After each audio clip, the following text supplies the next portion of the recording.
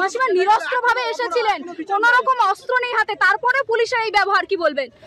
Police নির্লজ্জ police, সেটা আমরা সেই 9 তারিখ দেখেছিলাম।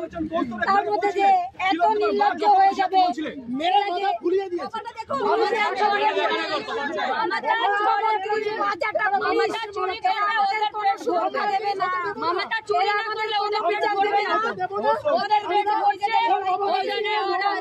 আপনি তো আহত হয়েছেন, এই অবস্থায় যাবেন নবান্ন পর্যন্ত?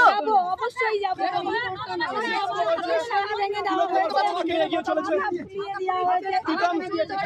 মাথায় হাত দিয়ে হাঁটছেন।